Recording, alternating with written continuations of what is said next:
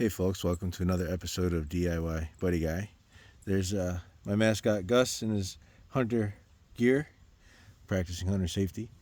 Today I'm hooking up an outdoor wood boiler, and as you can see I am in the trenches. So I have my corrugated reinforced pipe that has two 1-inch lines of PEX that are insulated, which are eventually going to get tied into the boiler here. And what I'm doing is connecting the supply and return water, and I'm going to explain that to you real quick. On the side of the boiler here, it shows on the left side is the cold water return, and on the right side is the hot water supply. So what I've done is the fittings in the bottom of the boiler. By the way, this is a 1995 central boiler, outdoor wood boiler. And if any of you are familiar with the regulations in New York, you'll know why I purchased a used one.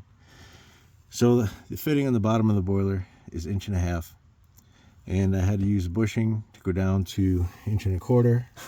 And the first piece you see up here is, where is it? Right here.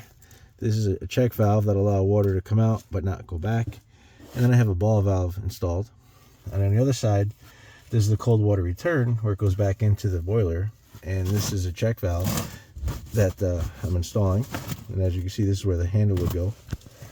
The trick that I'm using to work in this tight space is I have a ratchet with 1.5 inch socket that I'm putting on the bottom of the ball valve. I'm just going to crank the whole assembly around. You may be able to see back there. You can't really see it.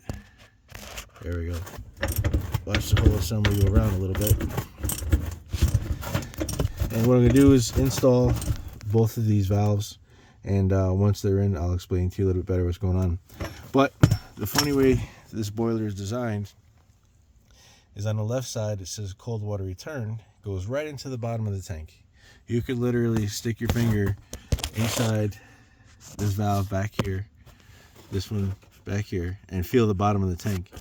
The inside, this first one here, the hot water supply, there's a pickup tube that goes 3/4 of the way up the boiler, and the boiler has to be more than 3/4 full in order for the water to leave the boiler down through the check valve and through the ditch, eventually to the lines into the house where the heat exchanger is going to be. And this is going to be a multiple part video, but I'm going to show you in steps as the project develops what's going on.